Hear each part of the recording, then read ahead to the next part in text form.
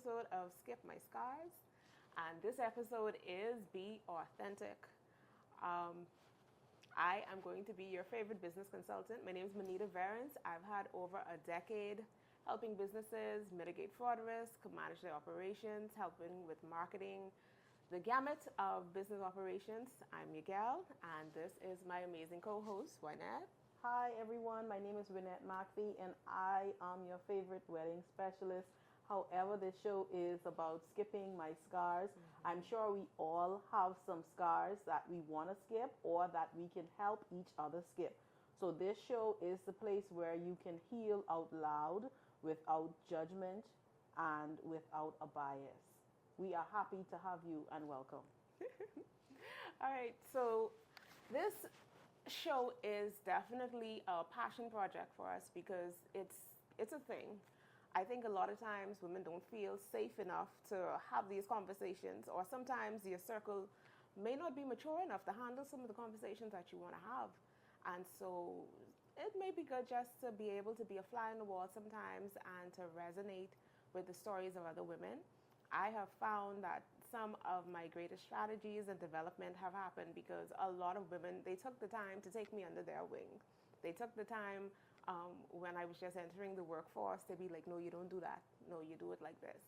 Or when I was having personal issues, they'd be like, you sure you won't do that? And so it was a lot of growth and development that happened because a lot of women told me their stories. I've had some amazing senior coworkers over the years that took the time to talk to me. I have some amazing big sisters that took the time to talk to me. And then, of course, when you're young, you don't really think like they understand what your point of view, what you're trying to say. So even though those women may have tried to help you skip their scars, it's like, yeah, they talking, but they ain't talking to me. Or no, I hear that, but my one little different. Until you find out, we all have a lot more in common than what you think. Yeah. So the goal with this show is to do what I had the benefit of, and in some instances when I wish somebody would have said, hey, when there were people that were around that probably knew better, Yes. but didn't feel inclined to tell me anything, who could have helped me skip some scars, but they saw fit to say, let's go have a conversation about her instead of to her. We're not going to do that. We're going to be our sister's keeper. We're going to help skip scars. So that is my passion behind this. Wynette, you already kind of alluded to it, but you could tell the people. Yeah, so this basically, like Monita said, is a passion project for me. And for a long time, I wanted a space where I could be true and free. And when Monita and I would speak on the phone, I realized that she was a listening ear. Not only a listening ear, she was someone who gave good advice. And so we talked about it, and this idea was born. And we both agreed that this is something that we would want to do because over the course of my life, there have been women who have guided me along the way. And I always say to myself that every successful person has a mentor. And I believe in mentorship. I believe that if young girls are mentored, I think that the world, the Bahamas, could be a better place. I think that young girls can skip some scars and not make some mistakes. For example, my mother died when I was younger, and I feel like if she was here, I would be so much further because I'm sure she would have been giving me life lessons along the way. She died when I was young, 13, and she did give me some life lessons that stayed with me until today. One lesson where she always said, speak positive and positive things will happen. That lesson lived with me from a little girl to now. And even now, when my day is going bad, I always say, no, Wynette, you have to have a positive thought. If you think positive, something positive will happen. And even in those early years of my life, I didn't realize that she was teaching me something that I would need throughout life, but sometimes when you are younger, you don't understand what it is people are saying to you. I could remember being 16 years old and being rebellious, and women like my aunt and my grandmother would steer me down the right direction. Sometimes I didn't want to take the advice that they gave, but I am glad that I did because it made me the woman I am today. Because I mean, there's no reason why I came down this path. I could have taken another path. We see women, they are alcoholics, drug addicts, prostitutes, and it is only by the grace of God that we all don't end up going down those roads. And so this show, Skip My Scars, is a show of that magnitude to teach women, young girls, that you do not have to go through something in order to know that you could have avoided it. You can listen to someone else's story and you can take heed to the story. And so that is the reason why this show is near and dear to me. And it is indeed, like Monita said, a passion project. Yeah. So let's let the people get to know us, because I don't want them to be like, oh, they just have all answers. Who he is? Why are we even listening to them? Well, definitely, as with every other human on this earth, we've made mistakes and we got the scars to prove it. And sometimes some of the scars you have aren't from mistakes. Sometimes they're from your upbringing, things that you experienced.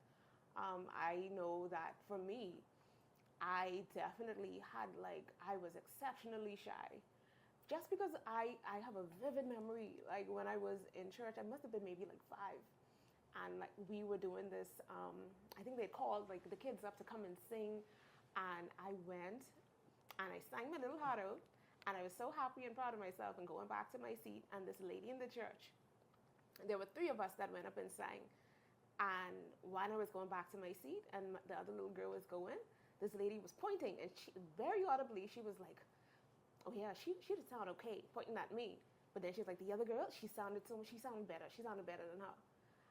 And that thing shaped my entire world. And I don't know if it's because, of course, now I didn't really have the tools to process that at 5. And so I didn't have anybody to go and, hey, this lady said this to me and I feel this kind of way. It didn't register. But the aftermath of that was I got very much into myself. So I would try to be invisible in the room. I definitely, I would not speak out. I remember in grade 9, I used to go to CH3, shout out to the Raptors. This girl, she came and she wanted a piece of my hot patty, or she didn't know, she had a hot patty and she didn't want to share her hot patty. And the girl pointed at me, telling the other person who wanted some of hot patty, ask her, she don't say no to nothing. And it was because I was a pushover, and because I was so shy and I was petrified of people at that point, and I just didn't want to be seen. I didn't want to be I tried to blend in. And so that, growing up with a mom who wasn't really able to handle life, I guess she didn't have the tools for it, and so she was there, but she wasn't mentally. And so to have the support to make sure that I was able to go to school and have a mother to bounce things off of, I didn't have that luxury. And so that made it a very unusual transition, made it unusual for me at school because, of course, now she's not fully functioning, so I missed a lot of days of school. So people are like, now, girl, why are you still in school? I love school. I didn't get traumatized at school like everybody else because I was hardly there for the first 6 years. I probably went, if school was in session 5 days, on a good week, I went 3. And so no matter how robust my performance was throughout the majority of the semester, I missed so much work. I was holding on by a thread, so I did well, but I didn't perform because I couldn't be there. And you would think that would only have an aftermath of just in schoolwork. But no, that affected me socially. So I didn't know how to deal with people. So on top of that, that 5-year-old girl who was scarred by the lady in church, see, all church people, stop saying mean things to people in their face. But that 5-year-old girl who was traumatized, dealing with home trauma, a mom who wasn't really functioning at full capacity, and then not going to school, so I didn't get that set of socialization. I had to learn how to be socialized as an adult. And oh baby, that was a whole scar. Because I had the things that people know to do, and I still struggle with this. To have this conversation now, easily, this was years of effort and practice. To be able to be on the phone with Wynette for hours, that took me years to get to because I didn't have the tools. I didn't know how. So I had to literally as an adult in my 20s, watch conversations. Why are they saying that? Why are they doing these things? like I never forget when I met my husband. And that's another story for another day because your girl got married at 18. We could go down that path today. But going in, what, 19 years? Child, the Lord had his way. But yeah, I would watch my husband and I'd be in awe because like I had to watch him to learn how to talk to people on some level because it was like, okay, so he said the story to this person over here. So I would think like that's the usefulness. That part of the story should be over. But then I realized when he have conversations, he telling the same story, but he telling it to different people. So I'm like, oh, that's how come he's so sociable. He don't have to think of something new every time. You could talk the same thing over. So like little tiny nuances that people took for granted, like because I had to work through my scars, like, and I know there's some quirky girls out there who probably relate to this because I also realized that a lot of times you think you are so unique and so alone when there's so much more people that are like you. Mm-hmm. So what I am hoping that we accomplish with this show is that you don't have to feel alone. There is a community for you. There are people just like you, yes, people that share your story, yes, and people that get you, even if you don't know who they are right at this moment. So yeah, that's just a little background about me. Wynette, what you want people to know? So I didn't know that Monita was shy. That is not something that I would have picked up on. And I too was a shy child. My teachers would tell you that I would come into a classroom and I would sink somewhere in the back. I always did well in school, but I always sunk into the background. I don't know if it was because I lived a lot of my childhood dealing with grief, because my mother was sick for so long, for as long as I could remember. Maybe from the age of maybe 3 or 4, I could remember all the way up until she died. It was just always bouts of sickness and getting better and sickness and getting better until she died. And so for me, I didn't understand what it truly meant to have a mother figure present. And so that kind of made me shy, and that made me a pushover too, because I didn't understand what a little girl was supposed to be doing. Those are things I didn't understand. I didn't understand even simple things. And so I became shy. I became a pushover. I would cry easily. I know most people who know me now would be like, what?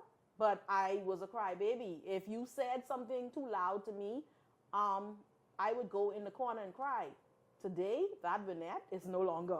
I had to learn how to stand up for myself.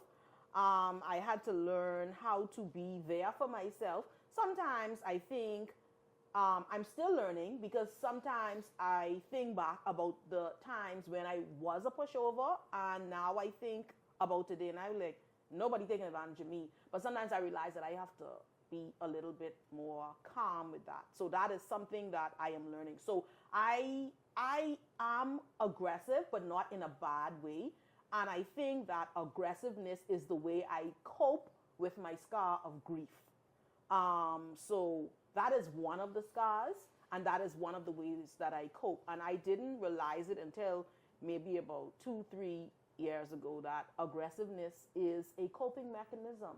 So you see a lot of people and they are aggressive. I'm not aggressive in a rude way, but I am an aggressive person when I need to be. And I know that being aggressive is a coping mechanism. And it is something that if you know that, you have to work on it. So that is one of my scars. Grief is one of my scars.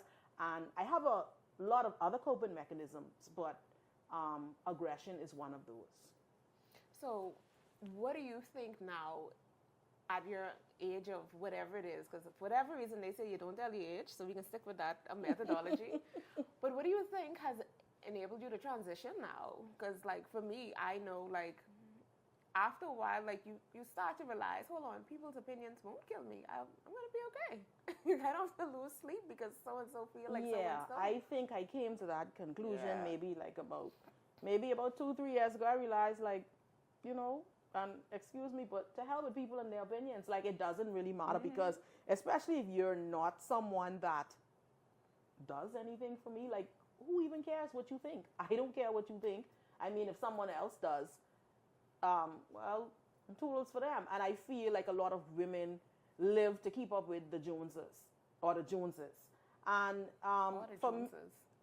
for me, I remember a time in my life where that was a thing, and I realize now that it doesn't even make sense. Like, these people don't even care about you, because when you die, the world doesn't stop. They say RIP for a day or two, and people move on with their lives. Yeah. Nobody even remembers that you existed. Nobody remembers you. The people who remember you are the people that are close to you. And when that really struck me was when I remember when the Queen died. The world stopped for a second and we moved on. So who even really cares about the opinions of people? Because when you go on, people forget you. So I feel like people, women in general, because I always say it, you should live life to the beat of your own drum. Do not allow people's stories to impact you or people's lives. Because to be honest with you, some people, they live for the blue app on the gram, and honestly, they are living a lie. So why are you even trying to keep up with these people? Half of the people on social media are not truly living these lives that they say they are living. They're not living them at all. So when I see people on social media saying these are goals and that is goals, I'm trying to figure, like, do you even know what is truly going on in the background? Why is that your goals? Why are you not your own goals? Why are you not writing your own blueprint? Yep. Why are you not? And I could speak from this place because I could remember being that person, being a scroller on social media and comparing my life. And I remember that comparison is indeed the thief of joy. Why am I even comparing my life to Susie when in actuality, Susie might be comparing her life to mine? Yep. I feel like everybody should live the way they want to live. Live how you feel. You know, live your life to the beat of your own drum. And honestly, I think that we would be so much happier if we did. Yeah. I remember when I had a former employer that I'm not going to name, but I remember dealing in the fraud sector and realizing that so many people are faking. Like, you would think that a lot of people, they've just done so well for themselves and they've accomplished all these great things, and that's why they have on the Gucci this and the Fendi that and all these things. And half the time, either they thief, they sleep with somebody's husband, they doing some random things, whether illegal or moral, and that's how they get to look the part to make it look as though they're successful.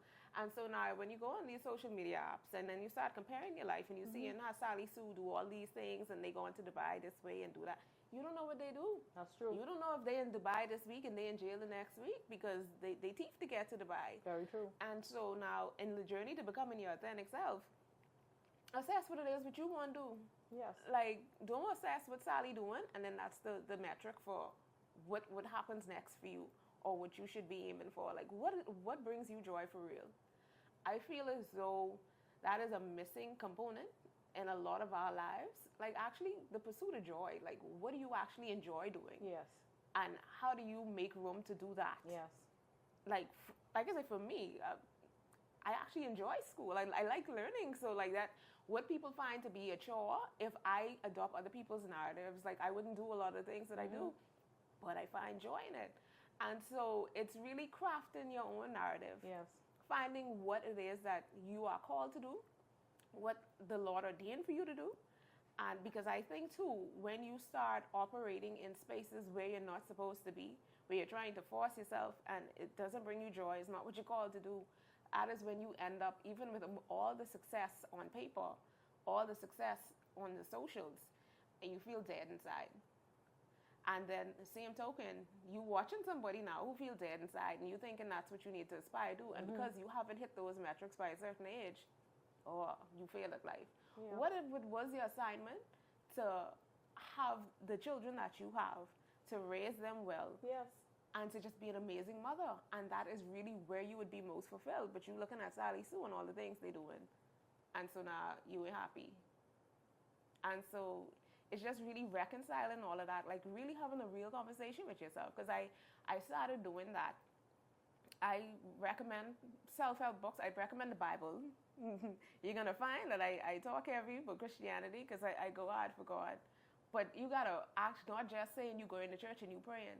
There are people that have done this thing before. They've changed their lives. They've done some things and they've written some books. Go and read them. And I say that because I find that a lot of the answers are written down somewhere, and a lot of people don't get to use those answers because they're not going to take the time to. You don't even got to read no more. You could download Audible. People just put the book up for free on YouTube. Like you could listen to like podcasts. Hopefully you're listening to this one. Yes. And just like you there's so many ways like you could start exploring some of the deeper questions that you need to ask yourself to really come out on the other side of who you truly are, to really find your authentic self. Because otherwise, like what good is it when you really ain't much good to yourself in the later age in life, when you really can't do much things anymore, or you don't have that drive to do it, or God forbid you don't have the health to do it, and then you start thinking about what really would have given you joy, Yes. and you didn't pursue that. The personality, the quirky, the goofy, the geeky personality you wanted to display, but you didn't display it because you was concerned with what other people said, and so you didn't have joy in your life. So yeah, that's something I think as we talk about becoming your authentic self, all of you matters. Like your body, your spirit, your soul, all of it matters. Yes. And so making sure that you cater to the whole man, that's going to go a long way. I agree. I mean, you said it all, but I agree.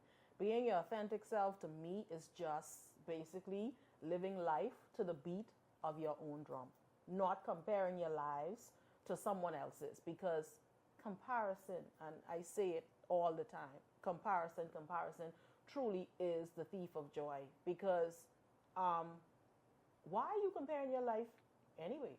I think you should be thankful for what you have.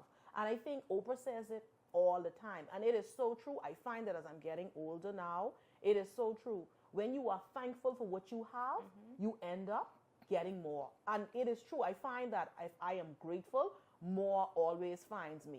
Yeah. Even if I'm having a bad day, I never say, oh God, I'm having a bad day. What next? Yeah. No, I never say that. I say, you know what? This day is going to get better. This day is better. It's already better. And I find that most times it works. And we go right back to speaking positive things, and positive things will happen. So being your authentic self for me is being a positive person, not comparing my journey to another person's journey, writing my own blueprint, and living life to the beat of my own drum. Yeah. I had a coworker, shout out to Joy, wherever you are. She used to say, if you don't have horse, you ride, go. And like, I was like in my 20s when I heard her say that, and I was like, this lady's crazy. But the older I get, like that really became like a thing for me. I'm like, okay, so this thing that the way that I wanted it to work originally didn't work out, okay, where the cow is. Yeah. How I can get where I'm trying to go. The horse ain't work out, where's the cow? Yeah. And so just finding ways, like becoming innovative to accomplish what it is that you wanted to accomplish. Okay, path A didn't work out. What about path B? Look for the cow. And you'd be amazed like how far you're able to get, the goals you're able to knock out, the things that you're able to accomplish because you just didn't let something stop you, or you didn't let someone's opinion stop you. Yeah. Because you didn't have the horse to ride, because you had to show up on the cow. You get there. That's really what it should be. Yeah. So yeah. It's basically don't change the goal, just change the method. Because some things in my life I wanted to do years ago, I'm now just accomplishing them. But not to say that I wasn't trying, but I had to change the method in order for me to get to the goal. See, a lot of people, they give up so easy. And then, two, it's listening to the opinions of others. Listen to me. You, again, I only could say it, and this is the way I live my life. Preach, Wynette, preach. Live your lives to the beat of your own drums.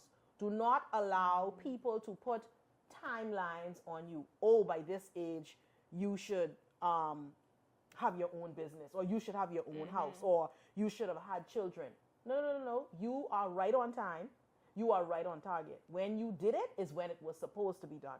And that's basically the way I live my life. I do not live it to the beat of anyone's drums. If you have your opinions, they're just that. They're your opinions. Exactly. But being authentically me is living life to the beat of my own drum and not comparing my life or my journey to others. So that's basically it. Okay. So So Wynette, what's the scar you want our sisters to skip as it relates to being authentic? What are we telling the girlies? I am telling them to not compare their lives to others. Live to the beat of your own drum. That is something that I had to learn. And honestly, when I was comparing my life, I realized that it was a scar. And if you can skip that scar, skip it, because you feel less than when you start to compare your life to others, and then you start to be depressed and you're wondering, why is her business doing better than mine? Why is she graduating university and I can't get in? Why is she married? Why does she have children? Why is she this? Why is she that? No. The scar to skip is, do not compare your lives to others. Live to the beat of your own drum. I can't say that enough. I cannot say that enough. Yeah. So the scar, I definitely would want everyone to skip, because it definitely was a scar until I realized that I was carrying it almost like an armor. Don't take on the words of others. If you know it's not true, if you know it don't have nothing to do with you, and even if it is true, if you know it's not beneficial or useful to you, drop it. Like that's an unnecessary scar. Everybody, I heard a random person say the other day, opinions are like buttholes. Everyone has one. Very true. You don't concern yourself with everybody butthole. Don't concern yourself with everybody opinion. It's really unnecessary, and you're gonna hurt yourself unnecessarily, because they really ain't doing nothing to you. Because I think about it like this: if some random person said something up the street and you didn't hear them, that ain't changing your life. So why this person who say this thing that's not true is not beneficial to you, and it really is only going to do you negative? Why would you take that on? Leave it where you get it. Leave it right there with them. That's not yours. Don't take it on. Yeah, the burden is not yours to carry. Yeah. It's not yours to bear. So, yeah, I don't know. I mean, we were talking about buttholes, being authentic, or whatever. I'm hoping you took something from this episode. Yeah. And we hope that you would come back. This is, like we said, we want to create a community and a safe space for everybody. So if you have a story that you want to share, if you have some scars that you want to help your sisters to skip, and if you want to be your sister's keeper, somewhere, wherever I have this episode posted, I'm going to have an email there. You can write us, share your story, and who knows, you may be a guest on the show to tell us how to skip the scar. So we will see you with the next episode. We love you. Go drink some water and mind your business. Until next time, skip my scars. All right.